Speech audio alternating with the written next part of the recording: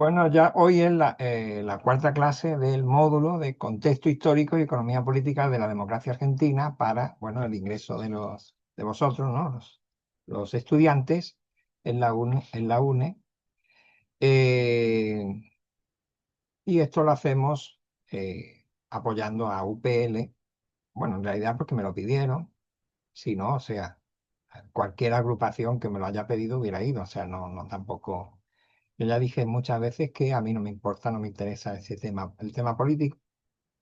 Sí si bien es cierto que conozco a Augusto desde que empezó la carrera, bueno, entonces hay una cierta amistad, pero también tengo mucha amistad con los chicos de ATL, con los de Franja, con los de PUC, o sea, no me interesa, como ya dije siempre. Bueno, entonces ahí vamos a empezar. Ya se irán incorporando, supongo. Voy a pasarles solamente el enlace de invitación, que a veces ese también ayuda. Por ahí se enteran un poco mejor, pero nada más.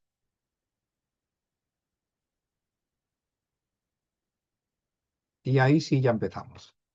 Bueno, entonces, para empezar, obviamente, voy a poner una ficha aquí detrás. A ver, o directamente les pongo, a ver, economía de Menem, no tengo nada. ¿Cómo es eso? Ah, bien. Bueno, entonces lo que hay que hacer es compartir.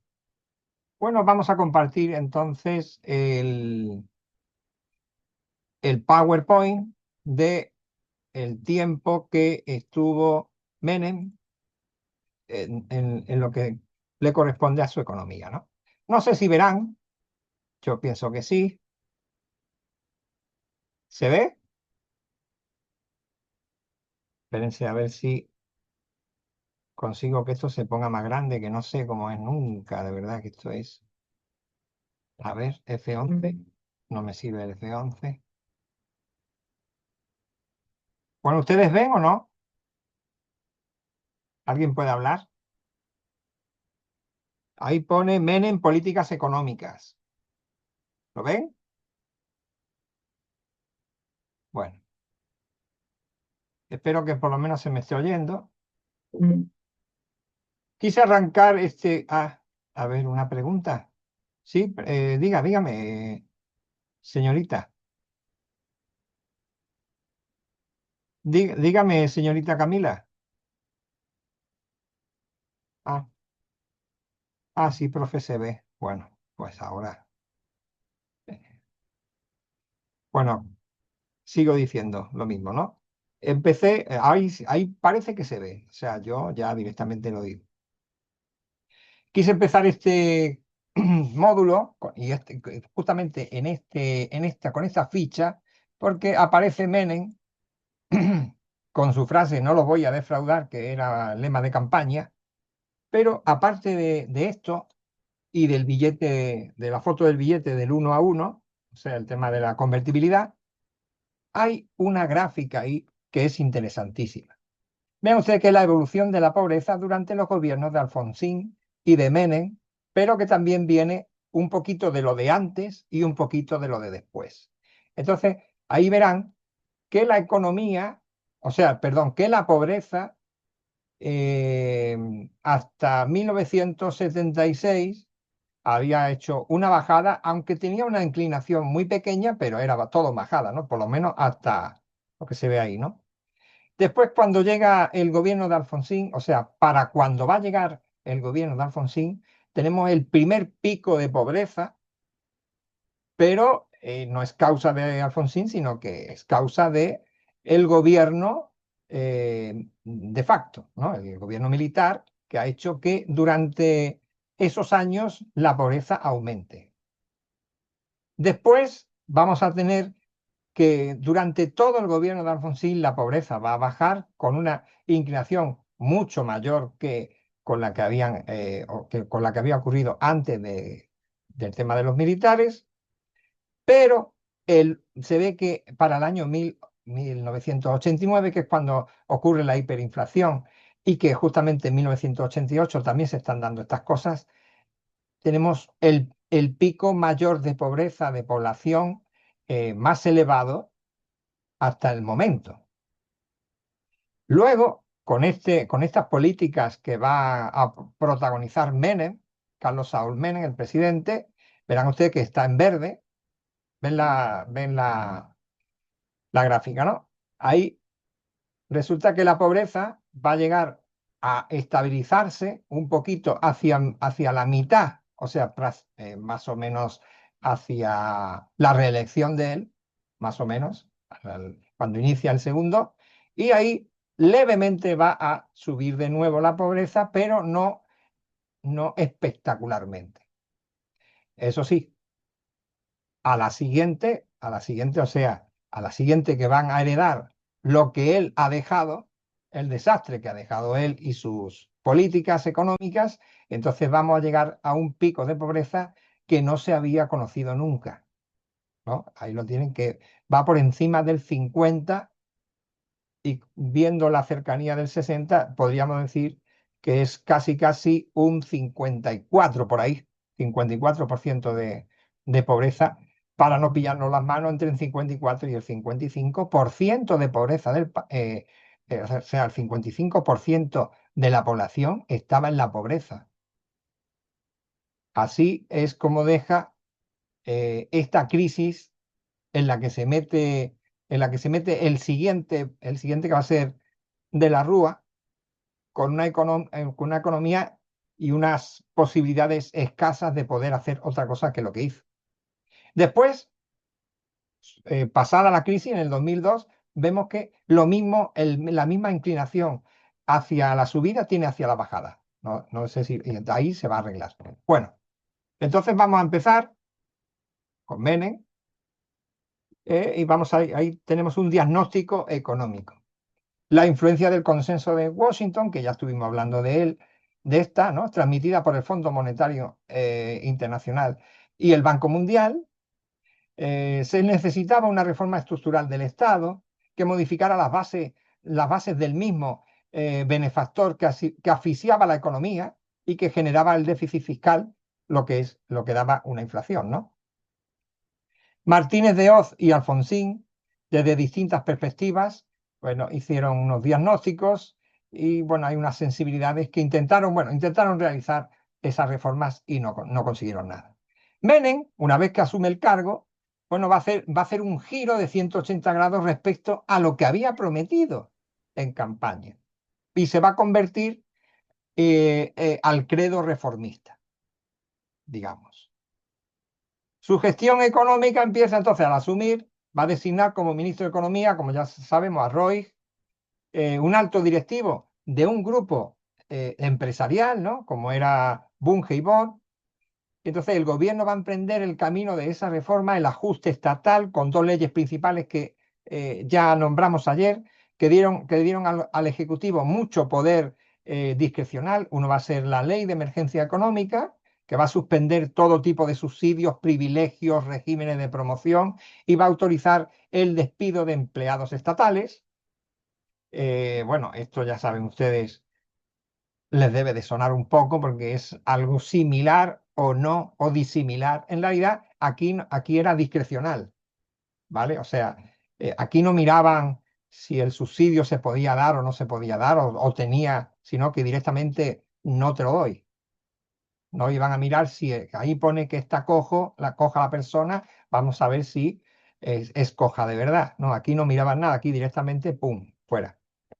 Entonces, luego tienen la 2, que sería la de reforma del Estado, la ley de la reforma del Estado, que va a declarar la necesidad de privatizar una extensa lista de empresas estatales, que ya había unas poquitas privatizadas por Alfonsín, como habrán leído.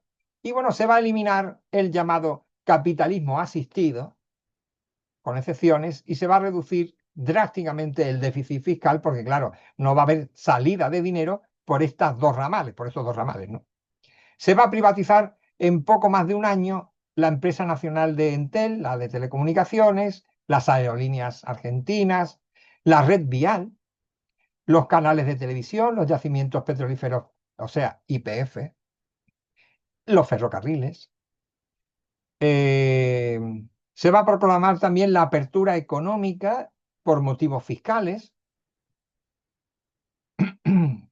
Bueno, ¿estamos en esta o en esta? Vale. Él va a perseguir unos cuantos propósitos, ¿no? Que quiere demostrar voluntad, capacidad reformista, pero esta reforma, él se ve en esa necesidad porque ya le tiraron de la oreja desde Washington, como ya vimos, ¿no? Necesita obtener dinero constante para el fisco, dar señales a los acreedores externos de que está por hacer esa reforma y que, por lo tanto, la economía va a ir en paralelo, ¿no? Con estas medidas, ¿no? Compensar a los contratistas que perdían sus prebendas, etcétera. Así se va a convocar entonces a los grupos mixtos integrados por empresarios locales, operadores internacionales expertos, banqueros, que van a aportar títulos de la deuda externa, y estos fueron aceptados a su valor nominal, de modo que los acreedores cambiaron papeles digamos, que podían ser difíciles de cobrar por activos empresariales que sí se podían cobrar. Se aseguró a las nuevas empresas un sustancial aumento de tarifas y escasas regulaciones y una situación casi monopólica. Esto realmente iba a llevar al país, bueno, ya lo veríamos, ¿no? Ya lo veremos. Pero en principio fueron buenas medidas, entre comillas, porque solventaron unos cuantos problemas. Seguimos que entonces creo que este se repite, perdón. Y este también, uy, no, será que lo estoy dando de nuevo, perdón, perdón. No sé.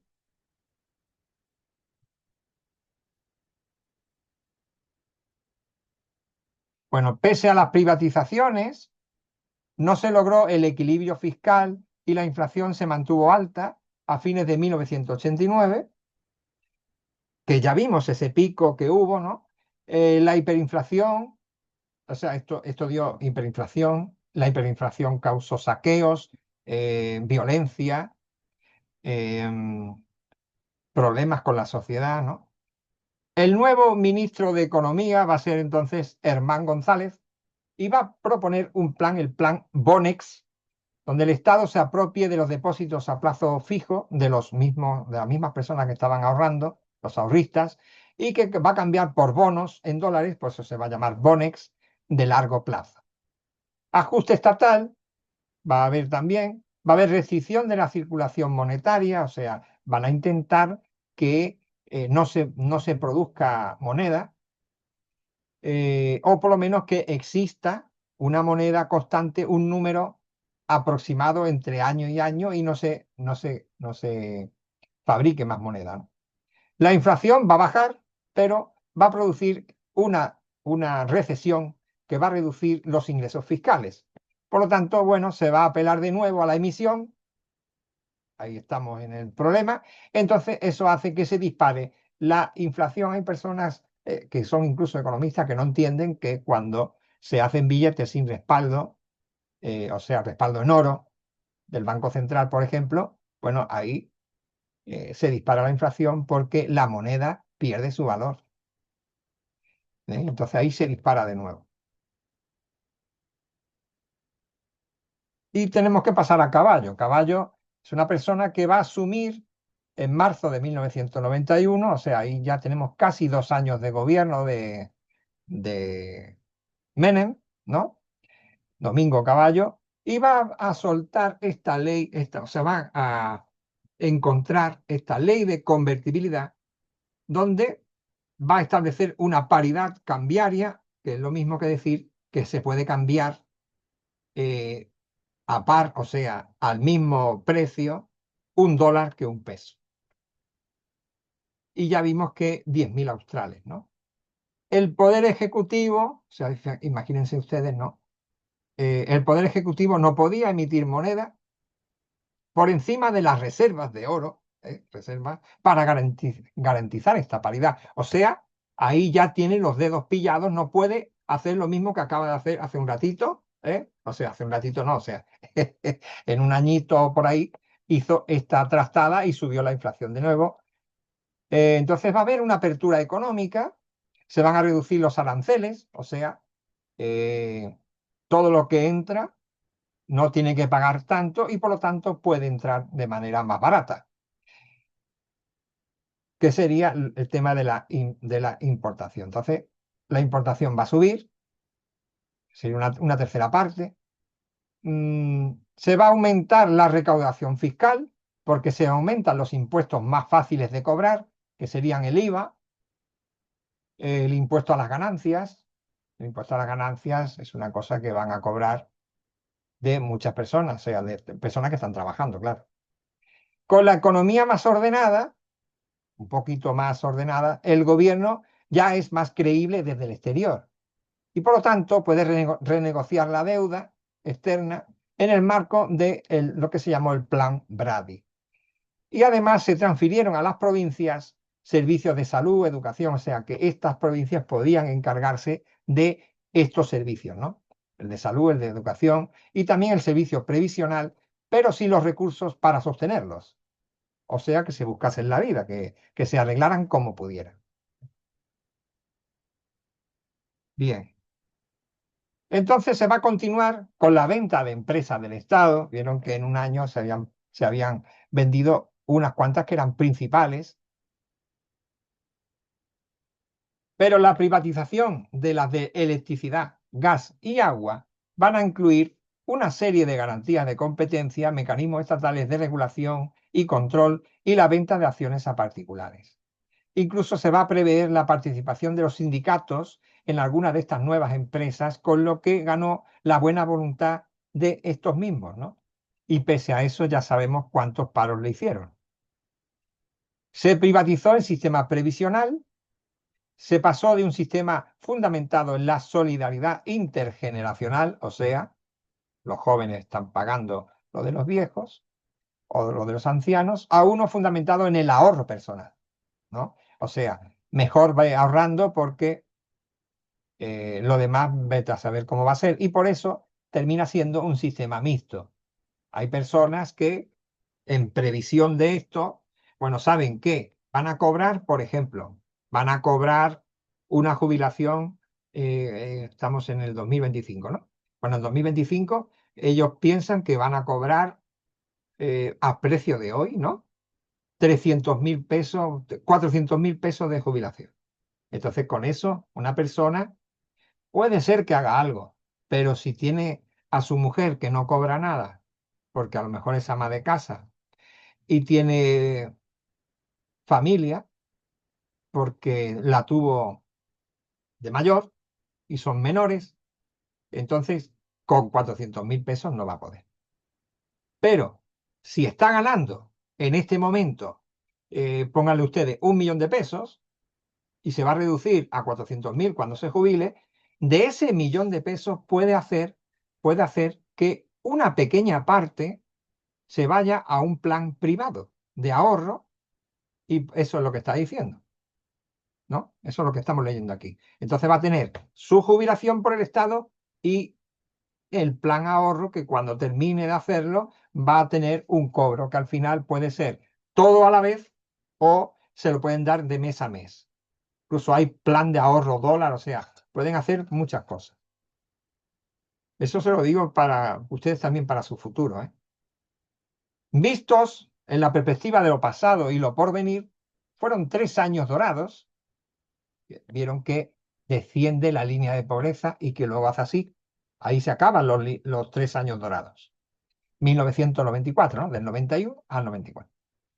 El Producto Bruto va a crecer en forma sostenida, que es lo que conviene, a tasas más que respetables. La inflación va a caer drásticamente, va a crecer la actividad económica. Claro, una vez que baja la inflación, crece la actividad económica, además por la apertura entran cosas al país y el Estado mejora su recaudación porque el IVA, lo otro, había subido, ¿no?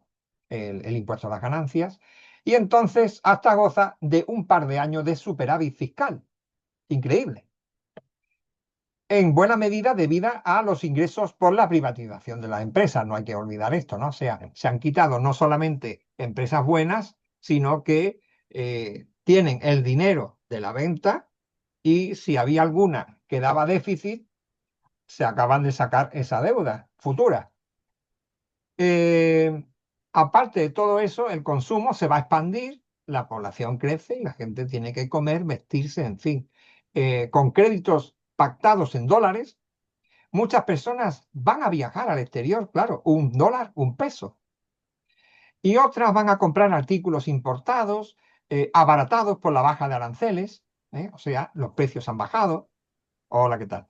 Entre 1991 y 1994, entonces va a entrar al país una cierta cantidad considerable de dólares, porque claro, la paridad del peso, las empresas, eh,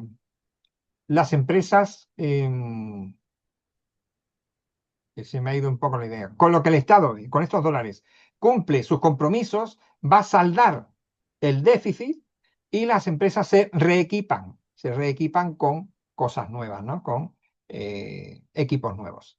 La estabilidad lograda con esta convertibilidad le va a dar un respiro, ¿no? O sea, va a potenciar el primer proyecto reformista y, bueno, lo va a retomar el ministro Caballo, un economista de formación ortodoxa, con fuerte vocación política, etcétera, ¿no? Ya vieron que en las cuestiones políticas hasta se va a presentar a presidente.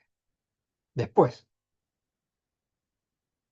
consecuencias sociales y económicas de estas reformas. Bueno, el desempleo va a pasar en 1994, que es donde ya empieza a irse la bonanza, de un 7% al que había bajado a un 12%, que no es un tremendo desempleo, pero sí es bastante, ¿no? En cuanto a población activa.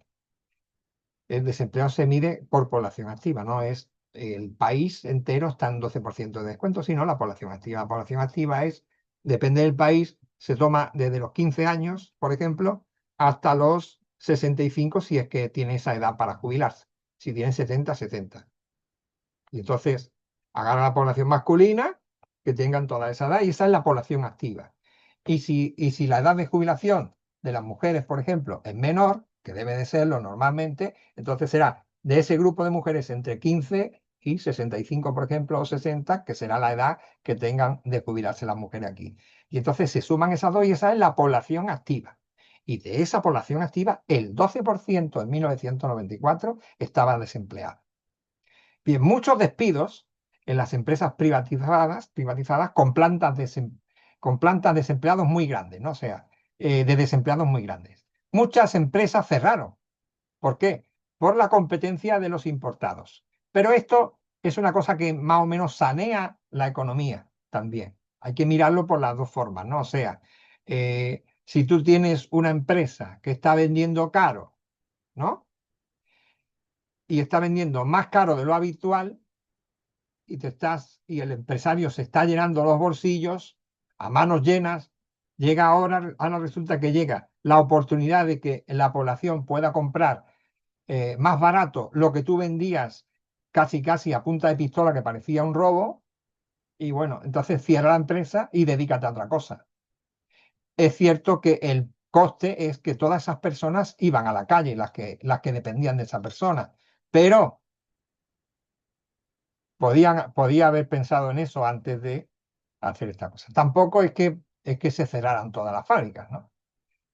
Solo van a sobrevivir los que se reconvirtieron, los que se equiparon, los que redujeron personal, los que se convirtieron en importadores también.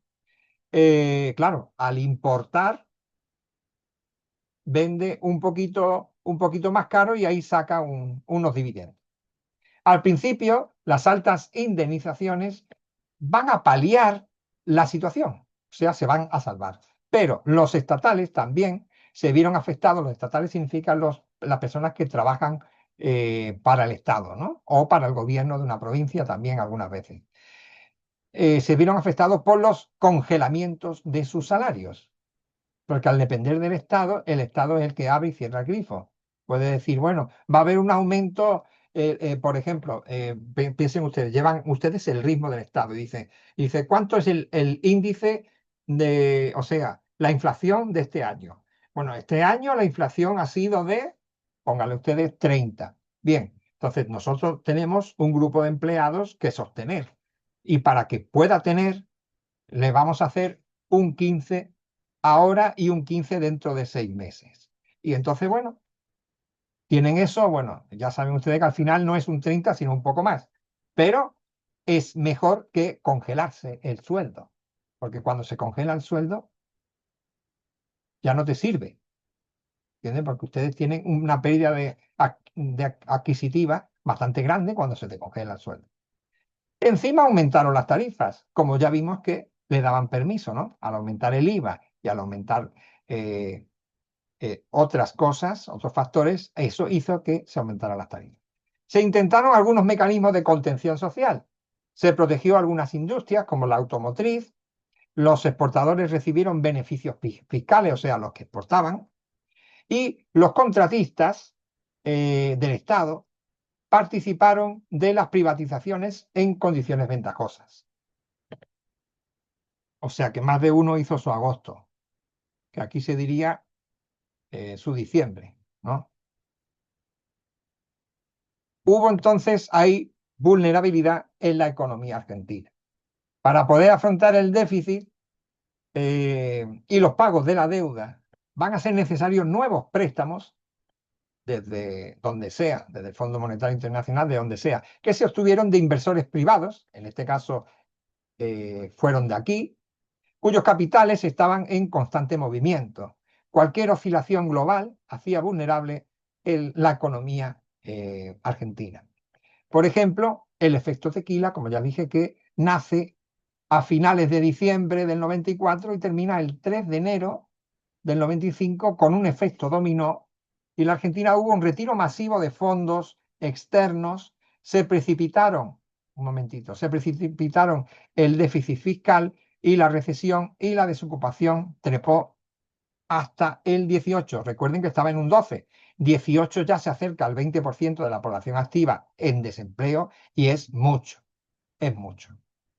Bueno, a ver, hay una persona ahí que quiere preguntar algo. Incluso yo me pregunto también a mí porque sale esta mano que yo no la he puesto.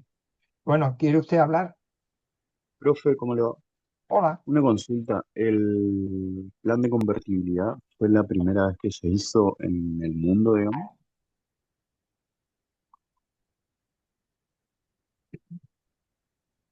De hecho, si nos remitimos a países donde se utiliza el dólar como moneda, hay unos cuantos, hay unos cuantos. Les va más o menos, ¿entiendes? O sea, más o menos les va. Pero hay otros que tienen la moneda del dólar y la suya. Por ejemplo, en Europa hemos tenido, cuando, cuando se implementó el tema del euro, todas las personas que hemos tenido las monedas anteriores, hemos tenido en la cabeza una moneda de cuenta, la nuestra. O sea, nosotros teníamos que pensar, teníamos que convertir en nuestra cabeza qué era lo que estábamos pagando, porque si no, no íbamos a llegar ni al 15 del mes. Ya se En imagina, España se usaban las pesetas, ¿no? claro. Antes Entonces, del euro. claro, exactamente. Entonces, imagínese usted ganar un sueldo, póngale, ¿no? Eh, de 160.000 pesetas, ¿vale? Vamos a decir así, 160.000 pesetas, y pasas a ganar 1.000 euros. Entonces, tienes que dividir 1.000 entre 30 y te da una cosa tan ridícula, o sea, entre 30 días, quiero decir, ¿no? Que te da unos números tan ridículos que dice uno, bueno, en algún momento se te puede ir un poco la cabeza y decir, pero tengo solo 1.000, ¿entiendes? O sea, es que pasa, pero claro, aquí tuvieron la suerte de esa suerte de que existían las dos monedas. Allí no, allí directamente de un día para el otro se pasó a euro en toda Europa, ¿eh? No, o sea, en toda la Europa que había en ese momento, en toda la Unión Europea que había en ese momento. Y, Y ya digo, es una cosa tremenda porque, pero a día de hoy, que estamos hablando del año 2001, 2002, todavía yo pienso en pesetas. Y yo no era muy mayor, o sea, yo tenía unos 30 años por ahí, cuando se hizo, unos 30 y algo. Yo me calculo que esto le va a durar esto va a ser por generaciones en la cabeza, en la cabeza. O sea, a mí me dicen, por ejemplo, ¿cuánto vale tal cosa? Y, bueno, más o menos como hacemos aquí cuando pensamos en dólares y en pesos. Más o menos aquí hacemos eso, ¿no? Entonces, bueno, convertibilidad. Hay países donde se ha hecho, sí, sí, pero les va o no les va. Se han quedado ahí y hay países donde esa moneda se utiliza. Aquí he visto yo, apenas asumió mi ley, he visto yo una tienda que ponía admitimos dólares. Solamente he visto una, pero podría pasar que de la noche a la mañana pasemos todos a ganar en dólares, ¿no? Pero igual no me lo creo yo tampoco. Si quieres seguir hablando, Tener, tener un plan de convertibilidad no te asegura crecimiento económico. O sea, sí te asegura no tener inflación o no una inflación tan alta, pero no te asegura un crecimiento económico entonces, digamos. es que el plan de convertibilidad lo que hizo fue favorecer que con otras medidas que se estaban tomando y otras medidas que se tomaron después de aceptar el plan de convertibilidad, entonces hubo 3 años buenos. Si esas otras cosas no hubiesen pasado, nada. Pero vamos a ver cómo, o sea, estamos viendo aquí, en esta ficha, por ejemplo, cómo va a bajar o sea, va a subir el desempleo del 12 al 18. O sea, del máximo que se había alcanzado, que era un 12, va a llegar a un 18, que estamos hablando de casi el 20% de la población activa va a estar en paro, en desempleo.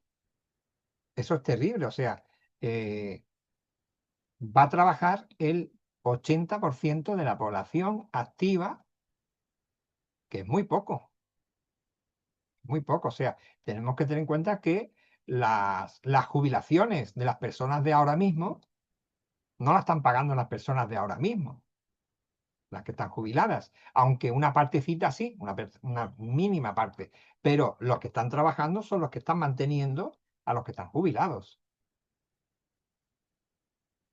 porque con lo que se pagaba, no, o sea, con lo que se pagaba, con los aportes que se han pagado, hay una parte que sí que se generó, que no sé qué, que no sé cuánto, pero el Estado siempre ha echado mano ahí. ¿Eh? Bueno, no quiero ponerle oscuro el futuro. Vamos a seguir hablando de esto. Bien, el Producto Bruto va a caer un 4%. Luego vamos a ver esto del Producto Bruto en 1995, o sea, al año siguiente. Se va a recuperar en 1996, va a avanzar con cierta fuerza hasta 1997, creciendo por encima del 8, pero la desocupación no cedió, perdón, se mantuvieron apenas por debajo del 15%. O sea, va a ceder un pequeñito, o sea, del 18 al 15, pero va a seguir desocupación, un 15% es mucho, ¿no? O sea, a partir de 14 ya es mucho. El crecimiento de la deuda externa también pasó de 60.000 millones de dólares, estamos hablando de 1992, a, eh, a casi duplicarse, no se duplicó, pero casi 100.000 millones en 1996. O sea, en 4 años la deuda externa creció de 60 hasta 100. Es bastante, es bastante. O sea, 60, no, no, no, no quiero hacer un cálculo así rápido, pero estamos del orden del 40%, creo yo, ¿no? Vamos a ver, porque no me está dando el número, pero entre, no, es un 40. Estamos hablando, ¿cuál es la diferencia? 40.000, ahí está, 4.000 entre... Estamos hablando de un 66,66% de aumento, o sea, casi un 67. Bien, la estabilidad dependía de la convertibilidad. Pero ¿qué va a pasar? Va a pasar que de la noche a la mañana, algunas personas van a saber que esa convertibilidad se acabó. O sea, pónganle ustedes que un viernes hay personas que se enteran que el lunes ya no es 1 a 1, sino 1 a 3. Entonces, va a haber una serie de personas favorecidas que van a comprar barato y van a arruinar a personas a las que le va a comprar barato. ¿Se entiende? Eso también va a ocurrir. No solamente, sino, yo ya estoy hablando no solo de macroeconomía, sino de microeconomía. La restricción del flujo de inversiones va a significar entonces una recesión, penuria fiscal, mayores dosis de ajustes, vamos a ajustar más por aquí, por allá, y por ese camino quedó poco margen para lo que hasta entonces había hecho Menem. Vamos a ver si consigo que esto se vea más, pero no sé cómo hacerlo. A ver, no. Con la tolerancia de los técnicos, ¿no? Había hecho esto, distribuir un poco, compensar, acallar quejas por aquí, ganar complicidades. Los acreedores van a reclamar ajustes en las cuentas fiscales, momentos en que aumentaban los reclamos de distintos sectores de la sociedad. O sea, por un lado tenemos a los que quieren cobrar y que ven que no hay camino, el camino que están haciendo no les va a hacer cobrar, y por otro lado tiene a una población que está necesitando apoyo, ayudas, y se encuentra con esas dos cosas, Menem. En ese punto, el gobierno va a abandonar el diseño de largo plazo y se va a limitar a capear, como si fuera un torero, ¿no?, la situación día a día. O sea, pasamos a una situación crítica.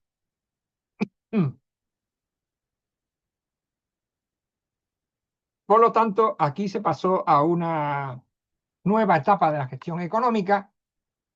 Caballo se fue del gobierno en julio del 96 por presiones del círculo cercano al presidente ante el descontento social y, bueno, la serie de empresarios que estaban presionando ahí también. Va a asumir entonces Roque Fernández.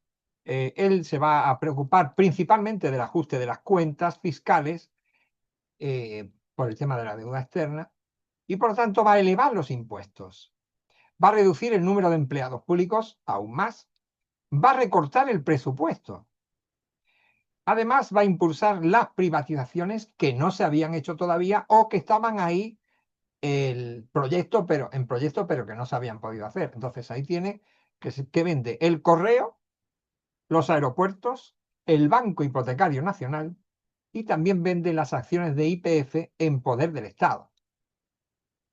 El sector político del gobierno, preocupado por las futuras elecciones presidenciales, pues se le opuso a este planteamiento, y así va a fracasar en el Congreso el proyecto sobre flexibilización laboral. O sea que otro de los problemas que tuvo es que no pudo ajustar a los trabajadores y no pudo abaratar el precio, o sea, el precio de despido.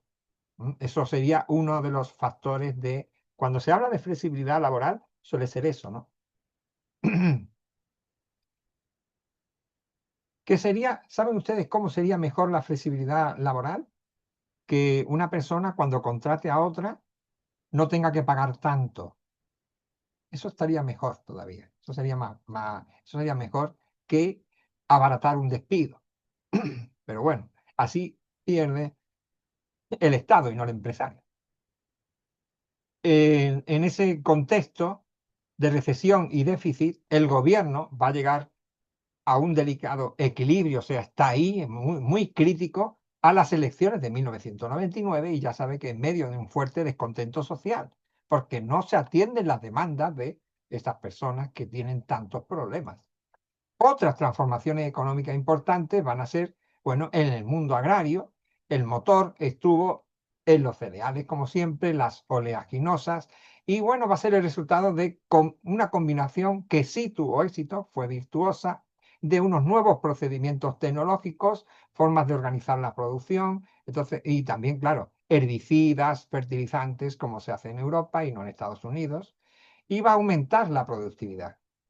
En Estados Unidos, como tienen tanto, no sé, si llegan a 7 millones y pico de kilómetros cuadrados, pues entonces les da igual si la cosecha es mala o buena, porque igual van a recaudar mucha cosecha. Entonces, porque son unos grandes cinturones de productos que plantan y entonces van a recoger mucho.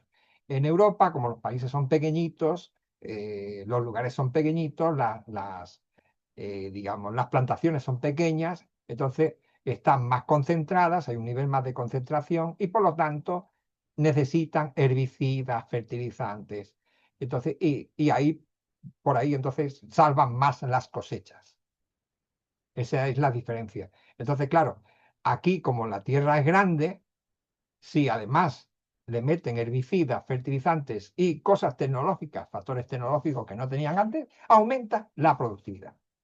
La soja empieza a ser demandada en el comercio internacional, gracias a Dios, porque, por ejemplo, en los países occidentales se toma mucho. A mí me gusta mucho la leche de soja, por ejemplo, especialmente en el mercado asiático, que también se bebe allí, se vende la soja, y se generalizan los pools de siembra.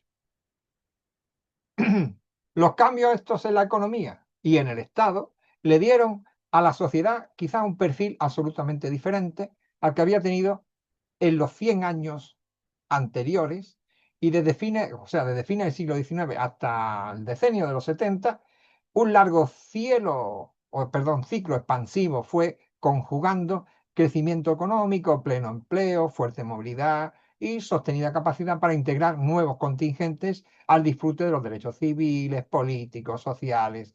La tendencia que se mantuvo aún con la fuerte conflictividad de los años 60 y sobre todo los 70, ¿no? Va a cambiar desde 1976, que vimos que alcanzó un pico, el primer pico de pobreza en mucho tiempo. La radicalidad de los cambios tardó en percibirse, en parte por las fuertes oscilaciones cíclicas, que van a combinar momentos de dinero fácil, ya se acuerdan ustedes, ¿no? De eso de la plata dulce, aquella película de Lupi, Federico Lupi, con otros de depresión profunda, y en parte también por la ilusión colectiva instalada en 1983 sobre la potencia de la democracia y del Estado para dar respuesta a las demandas sociales, ¿no? Podemos decir que Alfonsín apostó por la democracia, pero tenía que haberse fijado también un poco en el tema de lo económico. Vistas en su conjunto, la sociedad se va a polarizar. ¿m? Eso es malo. La gran transformación va a dejar ganadores, pero también perdedores. La antigua sociedad, relativamente homogénea e igualitaria en muchos aspectos, va a dejar paso a otra muy segmentada, de partes incomunicadas, separadas por su diferente capacidad de consumo y de acceso a los servicios básicos también, e incluso por desigualdades cívicas o jurídicas.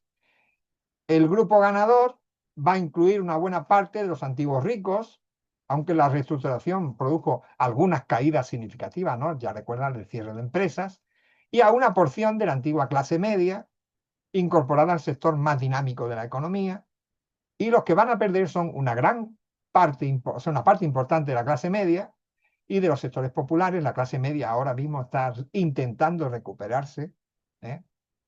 Hoy, digo, ¿no? La clase media prácticamente, no digo que esté desaparecida, pero muy poca. Y los sectores populares son los más desfavorecidos, los perdedores, la formación de un extenso mundo de pobreza, como ya vimos en esa gráfica, ¿no? Donde el pico de pobreza llega a finales de, de- de la, digamos, del periodo menemista y al 2002 llega al pico más alto, con un 54 aproximado por ciento de pobreza en el país. Y esto, bueno, hace que este mundo era visible sobre todo en el conurbano de Buenos Aires, que se veía. Los cambios laborales fueron decisivos, hubo un intento de reducción de empleo estable, el aumento del trabajo ocasional, el empleo informal o en negro o en B, como quieran ustedes llamar, baja de los salarios también y el aumento de la desocupación. O sea, todos estos factores ya le estaban diciendo que iba todo mal y que en algún momento iba a explotar. Y ahora yo me permito decirles, aquí tenemos la evolución del PIB o del PBI per cápita de la población argentina. Y si ustedes miran aquí, verán que justamente para 1981 aquí, es que cuando empieza la gráfica, tienen el PIB per cápita y hay una línea azul que es continua, así más o menos, que va subiendo, bajando, pero bueno, nunca sube mucho. Y va un bajonazo aproximadamente 1989-90, la hiperinflación. Ahí es cuando el PIB o el PBI per cápita argentino llega a su límite más bajo, por lo menos de 1981 a 2019. ¿Te fijas, no? Y luego, en esta tesitura en la que estamos hablando, va a aumentar como nunca había aumentado hasta 1994, que es cuando llega esa pequeña crisis de la convertibilidad, baja un poquito en 1995, se recupera con otras medidas y llega al máximo en 1999, un poquito antes de 1999. Y ahí empieza a caer casi en picado hasta, bueno, no llega hasta los límites del año 89, pero casi. O sea, están ahí, ¿no? A unos límites que podríamos decir que el PBI per cápita de una persona en el 2002 era el mismo que en 1985, casi, ¿ven?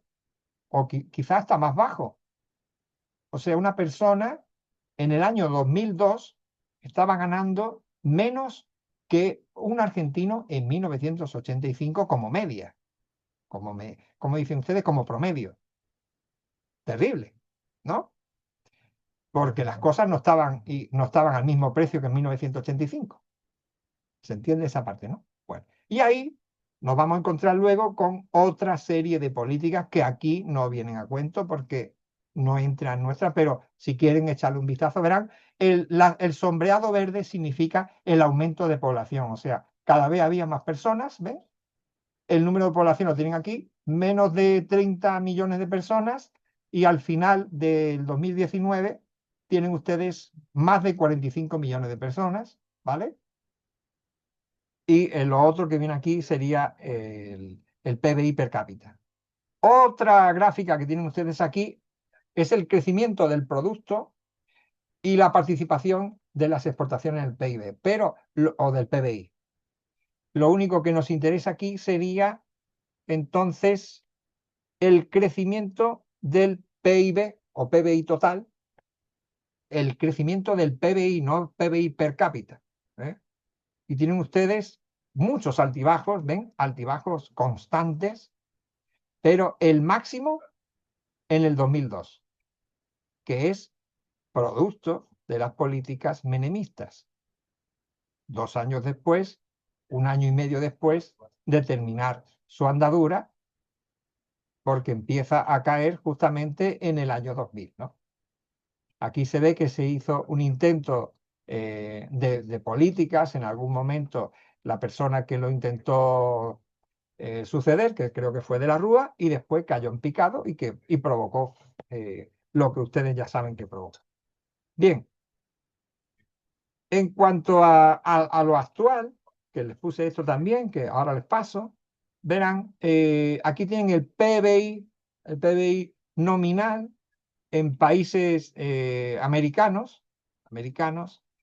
y el argentino está en el quinto puesto hoy, o sea, en el 2023, vamos a poner 2023, ¿vale? En el quinto puesto, que dentro de lo que cabe no estaría mal. Es más, no deben ustedes de sentirse mal, porque si ustedes controlan, verán que Estados Unidos, Brasil, Canadá y México son en superficie mayores que Argentina, y en población quizá los únicos que sí tienen más población, o sea, el único que no tiene más población sería Canadá, pero Canadá tiene otros derroteros y otras cosas económicas. Y el resto de países tienen mucho menos que Argentina. ¿Eh? ¿Lo ven ahí? Bueno. Luego, tienen el PBI nominal per cápita en negro. También he intentado poner solamente los americanos aquí, ¿eh? Los americanos. Y entonces aquí, bueno, estamos en el sexto lugar, pero este sí es 2023 también, ¿no? Bueno, aquí estábamos en el sexto lugar. Tiene una economía de 13.730, entre comillas, supongo que dólares, 13.000 dólares y medio, 13.500 dólares aproximadamente. Tendríamos entonces ahí entre lo que cobran los de República Dominicana y los mexicanos. Pero en 2025, el PBI, tienen ustedes aquí, resulta que en comparación con el mundo, ya no estamos igual. O sea, esto serían en comparaciones con América, pero en comparación con el mundo tenemos desde el máxime, ¿no? Que sería Estados Unidos y China, pasando por Alemania, Japón. O sea, nunca aparece un país sudamericano hasta llegar a Brasil, que ya saben ustedes que Brasil es el país más grande de América del Sur y está más o menos en un PBI, está en un PBI menos, tiene el PBI menos que Canadá. Canadá puede ser que tenga aproximadamente la misma extensión, pero tiene muchísimas menos personas, muchísimas. Luego les puse el caso, o sea, el caso argentino que está en número 24, para que vean que está por debajo de esto, pero que ya no me caben los países que hay ahí alrededor, ¿vale? Esto es para que vean más o menos la situación en la que estamos hoy. Bueno, entonces ahora, bien, ¿hay alguna pregunta? Yo voy a bajar mi mano, que se sube sola. Ya les dije, tengo ese problema. No sé si es del teclado o del ratón, no sé qué es. Si no tienen ninguna pregunta, vamos a pasar a la lectura de un poco sobre, aunque yo creo que más o menos el que estudia la economía, más o menos hemos visto exactamente qué factores son los que deciden el futuro, lo que pasó, lo que ocurrió en Argentina. Entonces, a ver,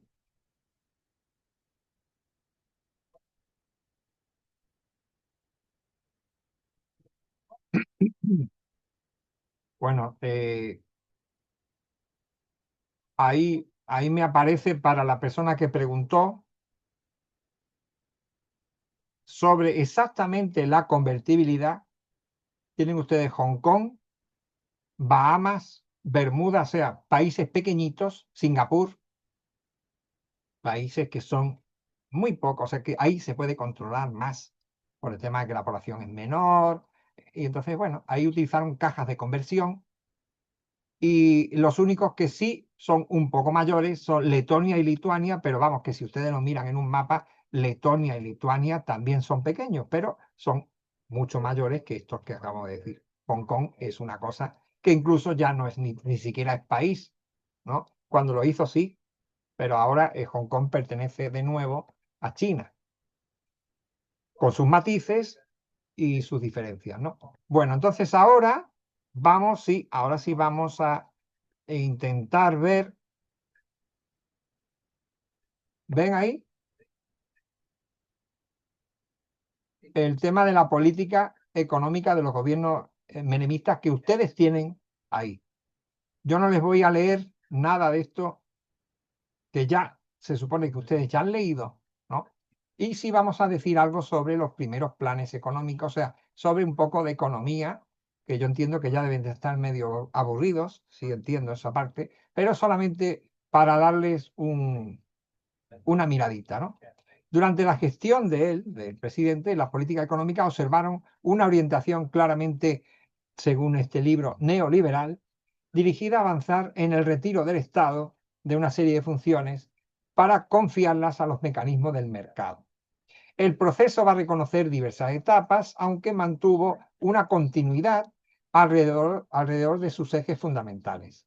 La primera va a ser ese plan que ya vimos, el plan de ese grupo empresarial, Bunge y Bond, debido a que dicha empresa, un conglomerado, destacado entre los grupos económicos del país, va a aportar dos de sus directivos para ocupar el Ministerio de Economía. Este plan económico intenta apoyarse en un modelo exportador sobre la base de un esquema regresivo de funcionamiento de la economía. La hiperinflación y la recesión van a persistir luego del cambio de gobierno, de manera que la prioridad del nuevo equipo económico fue estabilizar el sistema de precios, lo cual, bueno, puede tener, como siempre ya digo, un pequeño efecto, pero luego tiene el rebote, reduciendo los desequilibrios del sector externo y del sector fiscal.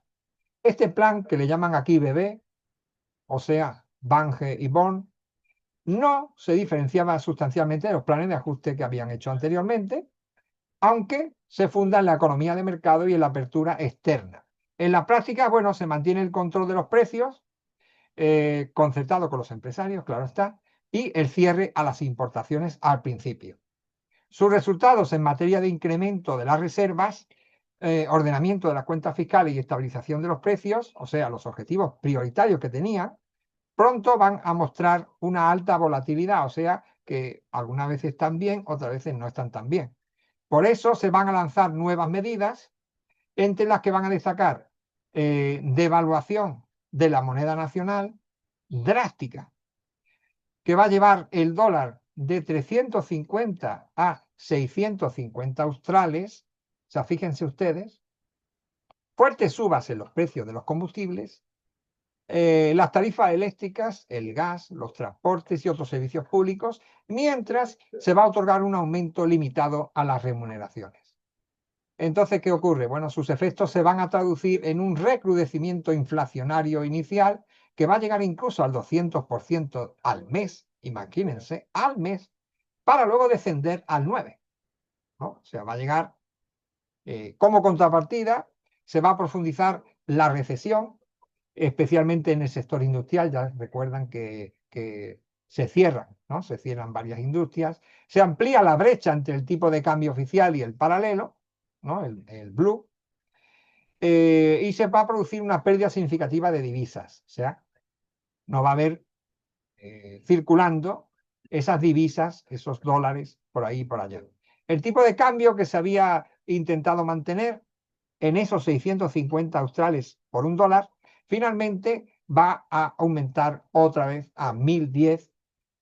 También va a fracasar la concertación de precios, esos precios que querían controlarse con el sector empresarial, y al no poder retrotraer los precios al 3 de julio como se esperaba, la devaluación masiva de diciembre del año 89 fue la culminación del desgaste del equipo económico, reemplazado a los 6 meses de haber asumido en medio de problemas internos y externos. El país va a quedar sumergido en una segunda ola hiperinflacionaria, con tasas del 40% en diciembre, 79% en enero, es mucho, 61% en febrero, 95% en marzo. O sea, eso ahora mismo nos haría a todos, o sea, no sé qué sería eso, no lo he visto.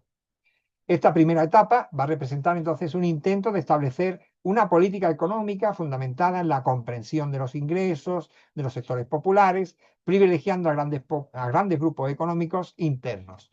Aunque el programa va a estar enmarcado a nivel internacional por el Plan Brady, ¿no?, de Estados Unidos, no va a contar con la simpatía de la banca, que es a la que le debe dinero, ni de algunos sectores exportadores, ya que en la reducción del gasto público van a dilatarse los pagos a los acreedores externos y se van a suspender los subsidios de promociones. Durante esta gestión se van a aprobar dos leyes que ya las dijimos dos veces, entonces no vamos a hablar, no vamos a entrar más en ellas, que son la de reforma del Estado y la de emergencia económica. Va a haber una segunda etapa que se va a iniciar en 1989 hasta el 91, que la va a conducir Herman González, quien previamente había sido ministro de Economía de La Rioja, era un riojano, creo recordar, y luego va a ser vicepresidente del Banco Central. Ante las dificultades para controlar las principales variables, Herman González va a aplicar en principio una política de tipo de cambio con flotación que le denominan sucia, ¿no? Es decir, con intervención del Banco Central. Por lo tanto, no era tan libre, ¿no? Y una liberalización de los precios iba a disponer también un aumento salarial, pero de suma fija, equivalente a aproximadamente $15. Se va a mantener en las tarifas públicas y se va a derogar un incremento de las retenciones agropecuarias que había sido dispuesto pocos días antes por la gestión económica anterior, pero que no llegan a suceder. Este conjunto de medidas se va a llamar el Plan Herman I, como si fuera un... Bueno, generó nuevas tendencias inflacionarias, obviamente, sin solucionar los desequilibrios fiscales. Se va a agravar también por las abultadas deudas, que ya tenían deuda interna y externa. Pocos días después de enero del 90, o sea, en enero del 90, se va a lanzar ese nuevo plan de Germán, que se llama Germán II, o el Bonex, ¿no? Este cambio de deudas por bonos, consistente en el canje compulsivo de los depósitos a plazo fijo y en caja de ahorro existentes al día 28 de diciembre del año 89, y los títulos de deuda interna también del Estado por títulos públicos en dólares, pero a largo plazo, ¿no? O sea, a 10 años. Se cobran a 10 años. Solo eh, se va a reintegrar en efectivo un pequeño porcentaje de los depósitos a las personas físicas y a las empresas el monto necesario para el pago de sueldos y jornales, el aguinaldo y las cargas sociales de diciembre. Además, se va a prohibir temporalmente a las entidades financieras la recepción de depósitos a plazo fijo, autorizándole además, una vez estabilizada la situación, que aceptaran plazos mayores a 90 días. En el periodo de transición, que es el que tenemos aquí explicando, las entidades solo podían recibir depósitos y otorgar créditos en bonex y en divisas a tasa libre. Esta dura punción monetaria, aplicada al 60% de la base monetaria existente, 1990, va a implicar una importante pérdida para los que depositaban, reduciendo la oferta de dinero, provocando una recesión de la que hemos hablado. Y entonces, bueno, eh, ya saben ustedes a qué se derivó esto o en qué se derivó. También se esperaba una caída de la demanda y la cotización del dólar. Bueno, aquí pone que ya que las empresas se encontraban obligadas a vender divisas para hacer frente a sus compromisos de corto plazo. Sin embargo, el presidente del Banco Central, que se llamaba Rossi de apellido, que poco antes había prometido contener la emisión monetaria, se lanzó a comprar divisas, expandiendo la masa monetaria, generando una desconfianza que mantuvo elevada la demanda de dólares. Claro, si este señor compra, los demás compraron también. Se produce entonces otra vez un pico hiperinflacionario en febrero. En consecuencia, el 1 de marzo tenemos el Plan Tercero, Germán III, que reafirma el rumbo neoliberal, va a encarar reformas de la estructura del sector público de nuevo y de la economía en su conjunto, se va a disponer a hacer un control severo de las compras, de las contrataciones del Estado, se va a reducir de nuevo el personal del sector público nacional con congelamiento de vacantes, o sea, quedaba vacante, no entra nadie más. Jubilaciones de oficio, eliminación de secretarías, o sea, sobrecargas ninguna. Se va a incrementar la presión tributaria, se van a aumentar los impuestos, se van a cortar los plazos de pago de los impuestos también, o sea, antes se paguen mejor, porque así entra más dinero al Estado, y se va a incrementar perdón, y se va a iniciar el proceso de privatizaciones de nuevo. Y ahí se implementaron algunos lineamientos de largo plazo que había hecho ya Miguel Roy, el primer ministro de Economía, como la promoción de las inversiones extranjeras, la reforma del Estado y esas privatizaciones que quedaron ahí en el aire. Sin embargo, a diferencia del plan BB, que era el segundo, los planes Germán se van a fundar en liberar el mercado cambiario y los precios, congelar los salarios. Se había producido una reorientación en la política económica, pasando a favorecer sobre todo a otros sectores del poder económico, a los acreedores externos y ahí, en segundo nivel, a los exportadores. Los grandes contratistas del Estado también se van a beneficiar de estas privatizaciones. Como resultado, y en gran medida a causa de la recesión que provocaron, se van a incrementar las exportaciones, se van a reducir las importaciones y eso va a hacer que se logre un superávit en la balanza comercial, un incremento de las reservas, una estabilización del precio del dólar y, por lo tanto, los salarios reales, en cambio, sin embargo, se van a contraer debido al congelamiento en que habían entrado de las remuneraciones, o sea, de las pagas, en un marco de persistente inflación. Esta, por su parte, sí, es verdad que se reduce del 70 mensual en el primer mes del año al 8% a los 9 meses restantes, ¿no? O sea, mucho menos. En este contexto, las cuentas públicas van a comenzar a arrojar un superávit que tenía diversos orígenes, ¿no? El aumento de la presión fiscal, a pesar de provocar una recesión, va a permitir incrementar los ingresos. Claro, si aumentan los impuestos, aumentan los ingresos. Y se va a fortalecer también por la disminución de la inflación, que los desvalorizaba antes en el pasado. O sea, entraba dinero, pero enseguida ese dinero tenía menos valor. Al tener menos inflación, pues no tanto, ¿no? No bajaba tanto ese valor. A eso se está refiriendo. La reducción del gasto contribuyó a cerrar el déficit desde el plano de las erogaciones y, por un lado, el superávit fiscal tenía una función de estabilizar el patrón monetario y, por otro, también permitía la transferencia de fondos a la banca a la que se le debía dinero. De ahí que el plan lograra el acuerdo del Fondo Monetario Internacional y con el cual se va a firmar un memorándum de entendimiento que va a destrabar un crédito aún pendiente.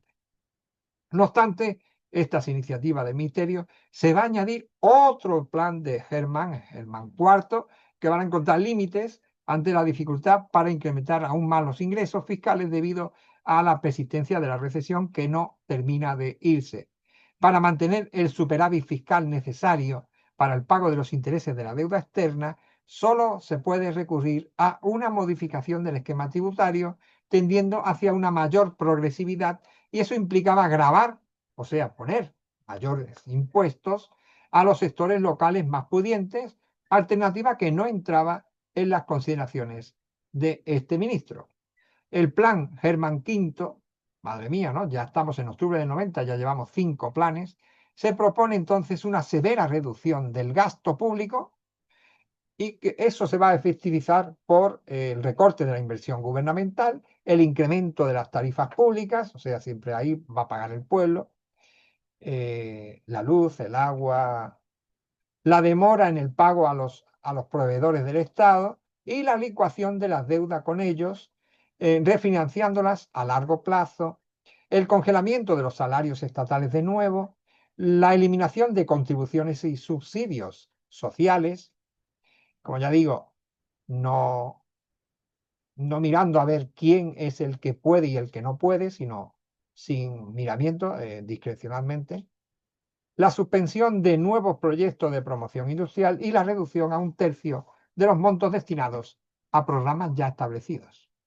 Y a pesar de estas medidas, la actividad económica sigue deprimida, mientras que la inflación no puede ser vencida por completo. Y entonces se gesta una situación social, política, cada vez más compleja, porque ya recuerden que tenemos dos partes que estaban mal con el gobierno. Y en este contexto se produce un incidente político llamado el Swiftgate, el Swiftgate. Esto toma nombre por casos como el Iran Gate, ¿no? Provocado por el embajador de los Estados Unidos, claro, obviamente, Terence Todman, al denunciar que la empresa de origen norteamericano Swift había recibido un pedido de soborno que involucraba al cuñado del presidente, de esto ya estuvimos hablando ayer, y al funcionario del gobierno Emir Yoma, que también era familia de la mujer, ¿no? En medio de la escalada del dólar, de los serios problemas fiscales, de una fuerte emisión monetaria y de un recrudecimiento de la inflación, esto va a actuar como detonante para provocar la renuncia por fin del ministerio que ya había hecho, o del ministro de Economía, que ya había hecho 5 planes en un año y medio. Los objetivos principales de los sucesivos planes lanzados por Germán González consistieron en intentar sanear las finanzas públicas, sí, para alcanzar un superávit fiscal, controlar la emisión del dinero, mantener el superávit del balance comercial, recomponer las reservas de divisas que estaban mal. Ya recuerden que si no hay reservas, no hay respaldo del dinero que hay en la calle. Entonces el dinero no vale nada y cada vez vale menos, se deprecia su valor. La privatización de algunas de las más importantes empresas públicas, liberar el mercado de cambio, los precios internos, renegociar la deuda externa y especialmente reestructurar el endeudamiento público interno. Todo eso hizo, ¿no? De esta manera se va a preparar para la etapa posterior de estabilizar la moneda, profundizarse en las transformaciones estructurales de muy difícil ejecución sin este acondicionamiento que había hecho ya Germán con sus 5 planes. Asume entonces Domingo Caballo, ¿no? Que antes había sido ministro de Relaciones Exteriores, como vimos ayer. Iniciándose la tercera etapa en materia económica, Caballo va a concebir durante los primeros 2 meses de su gestión el llamado Plan de Convertibilidad, con objetivos mucho más amplios, radicales, que los planes previos. No solo se va a plantear reducir la inflación a la mínima expresión, sino además implementar un conjunto de medidas que van a profundizar la reforma estructural en curso, extendiendo la privatización de empresas públicas también, descentralizando las funciones del Estado. Ya recuerden que les dan salud y algunas otras más a las provincias. Eso significaría descentralizar funciones del Estado, equilibrando las cuentas fiscales, flexibilizando el mercado laboral, desregulando, liberalizando la economía y realizando una amplia apertura comercial y financiera. En ese sentido, el plan va a tratar de escapar de una lógica de corto plazo, ampliando el horizonte hacia un largo plazo e intentando insertarse en un sendero de crecimiento señalado por la búsqueda de una mayor eficiencia en la asignación y uso de los recursos productivos y financieros del Estado. El nuevo programa va a tener 3 ejes. La piedra angular va a ser la ley de convertibilidad, que establece una paridad cambiaria y exige un respaldo total de la moneda en circulación, tratando de lograr una estabilidad de los precios a largo plazo. Pero también va a constituir un seguro de cambio para los flujos de capital, teniendo en cuenta la apertura absoluta de la cuenta de capitales. El segundo eje va a ser la apertura comercial, que buscaba disciplinar al sector privado, ¿no? Ya saben, apertura comercial inhibido de incrementar sus precios por la competencia externa. Entonces, por lo tanto, ahí se va cortando un poquito el tema de la inflación. El tercer eje estaba constituido por la reforma del Estado, especialmente el programa de privatizaciones. Por medio de esta reforma se va a tratar de arribar o de llegar al equilibrio de las cuentas fiscales, reducir el gasto, incrementar los ingresos regulares y sumarse una fuente importante de ingresos transitorios con la venta de las empresas públicas, porque eso no iba a durar siempre, ¿no? No se puede estar vendiendo todas las empresas públicas porque luego al final ya no queda ninguna. Quiero decir que era transitorio por eso. En todos los casos se buscaba también incrementar la previsibilidad del accionar del Estado. Gran parte de la inestabilidad del pasado era atribuida justamente a modificaciones periódicas y repentinas de las reglas del juego, y entonces eso desnaturalizaba los objetivos iniciales de los planes económicos hasta ese momento.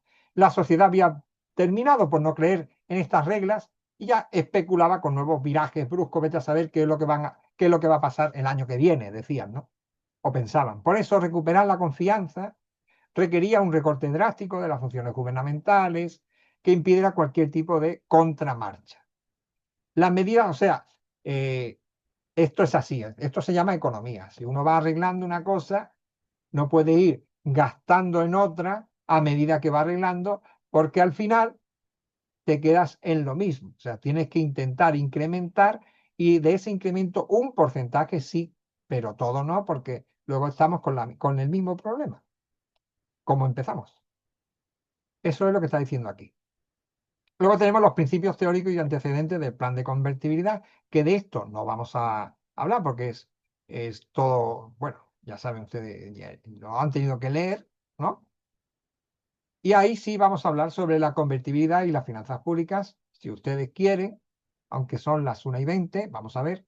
Una de las primeras medidas adoptadas, como ya dijimos, fue la fijación de una banda de fluctuación del tipo de cambio, un tope de, por ejemplo, 10.000 australes por dólar, pero con un piso de 8.000. El caso de alcanzar el límite superior, el Banco Central debía vender dólares para abaratar. Y en el caso de alcanzar inferior, comprarlos. Y así el plan de convertibilidad quedaría bien, ¿no? El Banco Central debía vender dólares y, bueno, de esta forma se avanza hacia el establecimiento de un régimen de tipo de cambio fijo. Y en ese contexto, el Banco Central de la República Argentina va a aumentar los encajes bancarios, provocando una relativa iliquidez que va a obligar a los actores económicos a desprenderse de divisas para obtener dinero local y para poder concretar sus transacciones. Esto tuvo como consecuencia una caída en la cotización que va a permitir al Banco Central proseguir incrementando sus reservas por medio de compras en el mercado, solidificando la cobertura del circundante, ¿no? De lo que circula. Entonces, el 1 de abril de 1991 se va a establecer esa convertibilidad sancionada por el Congreso Nacional a través de una ley, la ley 23928. Esta es una pregunta de examen. O sea, ¿cómo se llama la ley del 1 de abril? Tal, esa es una pregunta. Otra pregunta puede ser, la ley 23928, ¿qué sería? Y bueno, es la que respalda el plan de convertibilidad. O, también la tercera pregunta que puede surgir solamente esta frase. El plan de convertibilidad derivada de la ley 23.928, ¿en qué fecha se estableció? Y le pueden poner 4 fechas diferentes, ahí tienen. O sea, cualquiera de esas 3 preguntas pueden caer en el examen. Porque la convertibilidad es algo que uno cuando piensa en Menem, ¿ve? Cuando uno piensa en Menem, lo primero que piensa en eso, en el dólar 1 a 1. Entonces, esta pregunta es, esta frase es catastrófica, o sea, es que es así, ¿no? Bueno, esto va a fijar la paridad cambiaria sin límite temporal de 10.000 australes por dólar. La ley va a disponer esta libre convertibilidad de la moneda nacional con respecto a cualquier moneda extranjera y va a establecer que los contratos deberían ser cumplidos en la moneda que fijaran las partes. Se va a prohibir la emisión de dinero no respaldada en un 100% por reservas de libre disponibilidad. O sea, tenemos oro, divisas, títulos de otros países, títulos nacionales emitidos en moneda extranjera también. Y se van a anular las indexaciones, o sea, no, se van a anular los índices, ¿eh? Intentando evitar la traslación de la inflación pasada hacia el futuro. El Banco Central fue autorizado también a cambiar la denominación del signo monetario. En consecuencia, desde el 1 de enero del año siguiente, del 92, se va a establecer el peso como moneda de curso legal equivalente a 10.000 australes. Claro, como 10.000 australes era un dólar, y si un peso son 10.000 australes, se va a fijar el tipo de cambio de un peso por dólar. Esto es lo que dio motivo a esto, ¿no? Los encajes bancarios sobre los depósitos de moneda nacional fueron rebajados, mientras que se van a aumentar los que afectaban a los depósitos en moneda extranjera, tratando de estimular siempre las transacciones, o sea, las ventas en pesos en lugar de realizarlas en divisas. El sistema va a procurar evitar entonces que el Estado emitiera dinero para solventar el déficit público, o sea, que si no, ya saben ustedes que aumenta la inflación. La creación y la absorción de dinero quedaban limitadas al ingreso o egreso de divisas, lo que transformaba la oferta monetaria en una especie de variable exógena que no podía ser controlada por la política económica. Claro, porque nosotros aquí no hacemos dólares, hacemos pesos, ¿no? Entonces, el precio del dólar no lo podemos nosotros, salvo que se emitan pesos y entonces ya sabemos que va a bajar el peso. Es la única manera que podemos nosotros cambiar el precio del dólar en esta. Bien, el esquema empleado, que fue calificado como victoriano, es decir, con instrumentos muy particulares, prácticamente remedando otro del siglo pasado llamado Gold Standard, el esquema de patrón oro, solo era aplicado entonces en algunos paraísos fiscales, ¿no? sobre todo del Caribe, por ejemplo, o países cuyas circunstancias políticas o económicas se encontraban en una situación de riesgo elevado. Un paraíso fiscal, por ejemplo, que se me ocurre son las Islas Caimán, ¿no?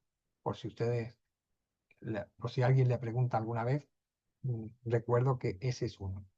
En este marco, el peso va a quedar transformado, de hecho, en un valor, en un vale por un dólar, es un vale por un dólar, de aplicación dentro de las fronteras nacionales, claro, actuando exclusivamente como unidad de cuenta, ahí tienen unidad de cuenta, mientras que las demás funciones del dinero eran satisfechas por el dólar, lo cual implicaba la renuncia a los principales instrumentos de la política monetaria.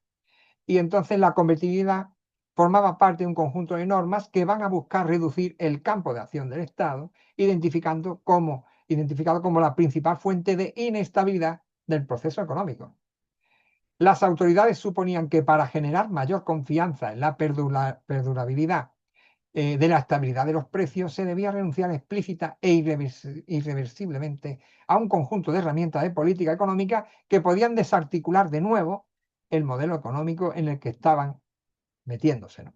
Entre ellas se destacan el financiamiento del déficit por medio de emisión monetaria, espuria, ese no, negativo, y la devaluación tampoco. Por eso la convertibilidad era una de las piezas centrales del programa, tomando en cuenta que en el pasado medidas de corte similar se habían desnaturalizado con enmiendas parciales que les restaban efectividad, y se trató que en la nueva experiencia se redujera al mínimo los resquicios para que se filtrara ese tipo de correctivos, apelando a un sistema extremadamente rígido y sin válvula de escape. Bueno, como señalara López Murphy, que en una gestión posterior como ministro no sostuvo esas ideas, preservando la convertibilidad, él dijo que se eligió un instrumento que generó inmediatamente una reacción de credibilidad, o sea, pasó a que la gente creía en el proyecto y lo hizo al costo de prácticamente colocar al sistema económico y básicamente a todo el proceso de estabilización en una camisa de fuerza, o sea, de ahí no podían salir. En realidad, en una camisa de fuerza cerrada por un candado cuya llave ya había sido arrojada. Y yo añadiría ahí al mar.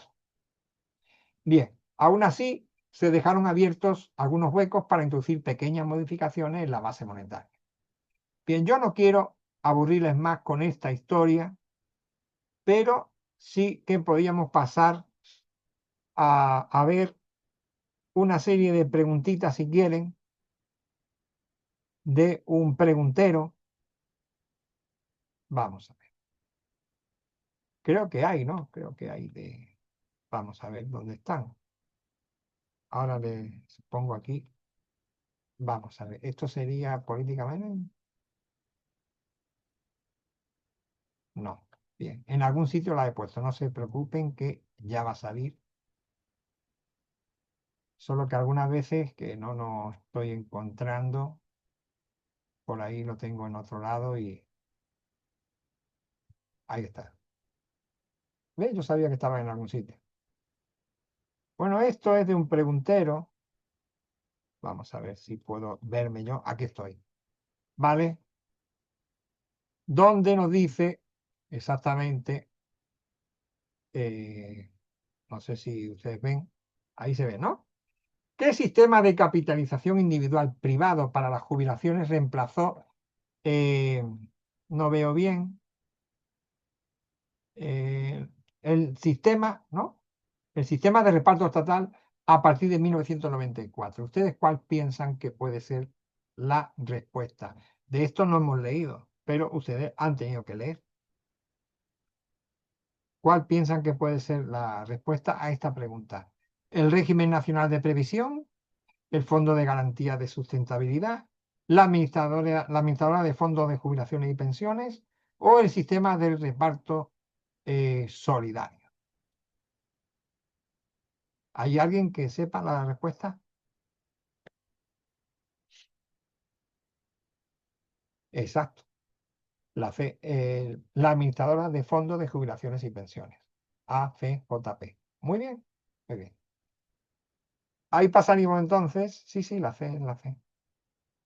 ¿Cuál es el principal partido opositor que se unió al peronismo para firmar el Pacto de Olivos? Bueno, este no hace falta mucha, ¿no? O sea, esto si no lo saben después de lo que dimos desde el lunes, ya no sé qué decirles, ¿no? Porque claro, todo el mundo sabe que cuál sería, claro, exactamente la UCR, porque sería Raúl Alfonsín en ese momento, ¿no? El representante de ellos. ¿Qué figura del justicialismo? Sí, UCR, exactamente. ¿Qué figura del justicialismo fue la principal opositora a la reelección de Menem en 1995 dentro del el propio partido, ¿no? O sea, esto lo dimos ayer también. Eh, vamos a ver si ustedes lo saben o no. Tenemos a Eduardo Menem, que no sé por qué lo han puesto. Hola. Muy bien, la D, exactamente. Carlos Zucco. Muy bien, muy bien. ¿Qué crisis financiera internacional de 1995 va a afectar a la Argentina? O sea, obligando al gobierno a tomar medidas de ajuste fiscal. Tienen ustedes ahí cuatro, sí, tienen ustedes cuatro. Crisis asiática, efectos de tequila, la crisis del sudeste asiático y el colapso del rublo ruso. No sé quién habrá inventado esa última, pero me hace mucha gracia. El colapso del rublo ruso. Muy bien, muy bien. Sí, señor. El efecto tequila. Muy bien. Entonces ahí pasamos el efecto tequila. Muy bien. Ahí pasamos. Voy a quitar esto aquí, pues si no lo veo. Ahí está. ¿Cómo se denomina el intento de Menem de modificar la Constitución de 1994? ¿Para qué? Para conseguir un tercer mandato consecutivo o reelección. Ahí tenemos la mayoría especial, el plebiscito consultivo, el pacto federal o la reforma perpetua, que ya sería el colmo, lo de la reforma perpetua. ¿Eh? ¿Ustedes qué piensan?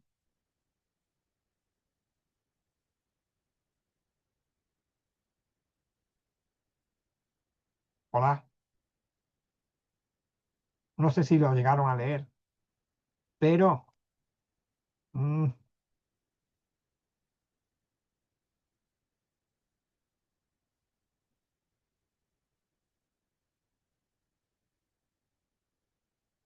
Menem, Menem la, lo va a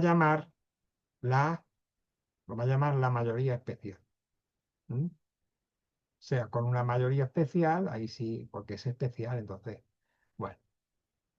Como ya les dije, esta reforma la va a tomar él como que yo tengo la Constitución de 1957, entonces, en la cabeza, entonces, bueno, solamente puedo ser 6 años. Pero si hago la reforma en 1994, tengo la Constitución de 1994.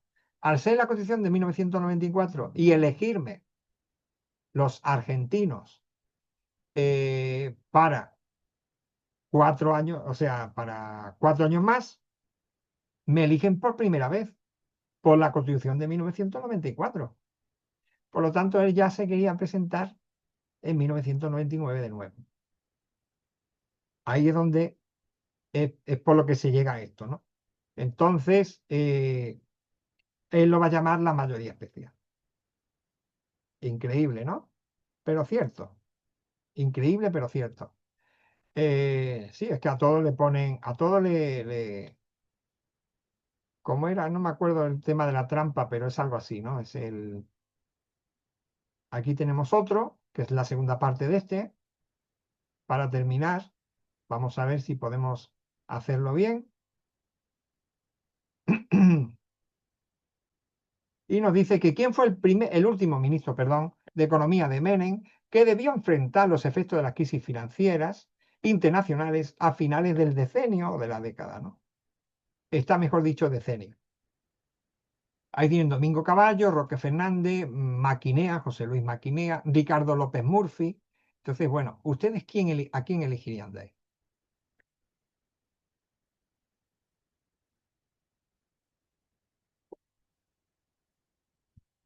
Exacto. Muy bien, muy bien. Roque Fernández. estupendo. Así, sin, ¿cómo se dice? Sin problema. Es que es Roque Fernández. O sea, no hay tampoco la gran... Bien, entonces la siguiente es, ¿cuál fue el resultado de las elecciones legislativas de 1997 para el oficialismo? ¿Ahí qué pasó? Obtuvo una victoria arrasadora a nivel nacional. El oficialismo siempre es el partido del Estado, o sea, el que gobierna el Estado. Consolidó su mayoría absoluta en ambas cámaras del Congreso, mantuvo su mayoría, pero perdió la provincia de Buenos Aires, perdió la mayoría en la Cámara de Diputados ante, ante la alianza. ¿Qué es lo que ocurrió ahí, no?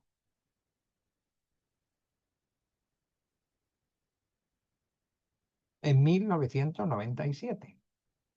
Como ya digo, oficialismo. Por ejemplo, aquí, que estamos en la provincia de Corrientes, el oficialismo sería el partido que está gobernando, la UCR, ¿no? Bueno, no sé si es la UCR, porque aquí ya hacen tantas cosas. Mm, 17 perdió la mayoría en la Cámara de Diputados ante la Alianza en 1997. Mm, mm, No, a ver, hay preguntas, hay respuestas aquí. Eh, Aquí han puesto A, B y D. La última. Ah, no, no, no. No, aquí la respuesta sería que están igual, o sea, es que él consolidó su mayoría absoluta en ambas cámaras del Congreso. ¿Para qué? Para después perderlo, ¿no? Pero bueno, eso ya será en el 99, porque en el 97 todavía hay algún atisbo de que parece que se puede mejorar esto, se puede arreglar, se puede, salvo, o sea, algún escándalo, alguna cosa, pero el nivel de pobreza está subiendo, eso sí, ya recuerden que hace así, ¿no? En el punto medio hace así, entonces baja la pobreza, sube la pobreza, pero no sube de una manera espantosa, como ocurrió con la hiperinflación en 1989, que hay un pico elevado ahí, sino que hace una cosita, es que casi a la misma, en la misma inclinación que tiene para bajar, tiene para subir. Bien, perdone. Entonces ahí tenemos qué coalición, sí, qué coalición electoral se formó en 1997 y ganó las elecciones presidenciales de 1999, poniendo fin a lo que se ha llamado de todo ya, ¿no? O sea, menemismo, digamos que sería la denominación más normal de esto, ¿no? ¿Ustedes qué piensan? Tenemos Frente Grande, Alianza para el Trabajo, la Justicia y la Educación, Frente Justicialista o Partido Demócrata Progresista. ¿Cuál piensan que ahí, que ganó las elecciones presidenciales en 1999? Si dicen Frente Justicialista, tienen que leerse de nuevo el. Claro, porque este era justicialista, ¿no? En teoría era justicialista, entonces. Bien, bien. Alianza para el Trabajo, la Justicia y Educación, que al final terminó llamándose solo Alianza, está bien. Esa es la respuesta. ¿Cuál? A ver, ¿cuál eh, de las siguientes no fue un argumento a favor de las privatizaciones durante el gobierno de Menem? Él dice, ¿él qué dijo? Dijo, asegura, o sea, ¿qué no dijo? Las privatizaciones asegurarían la inversión estatal de empresas estratégicas, eran necesarias para modernizar la gestión empresarial, permitirían reducir el déficit estatal o no mejorarían la calidad y eficiencia de los servicios. ¿Qué es lo que no dijo? ¿Qué es lo que no argumentó? ¿Mm?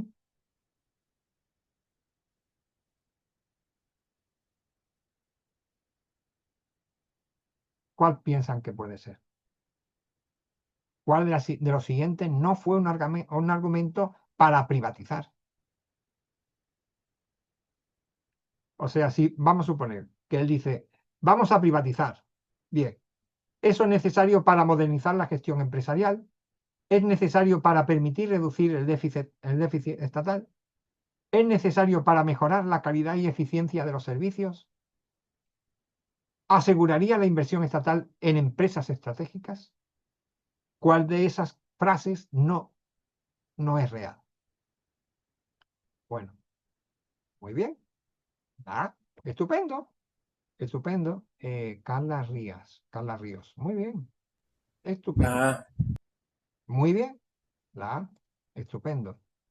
Y por último, tienen ustedes qué ley de flexibilización laboral fue sancionada en 1998 a pesar de la fuerte oposición sindical, ¿no?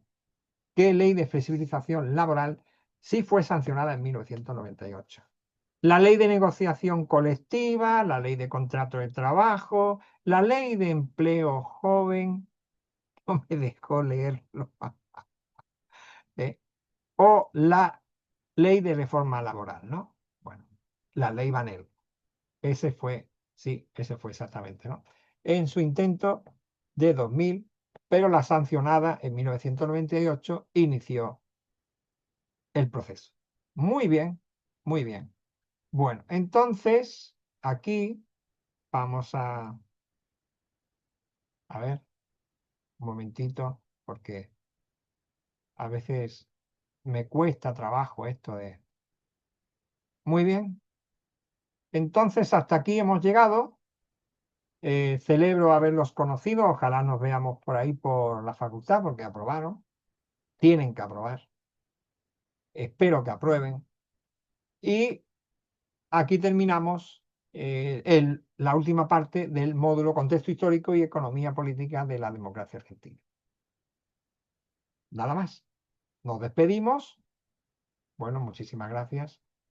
Espero que les haya servido de algo y ahora envío el PowerPoint que hemos utilizado, ¿vale? Y si quieren las dos fichas de las preguntas, también. Bueno, nada más. Hasta otro día.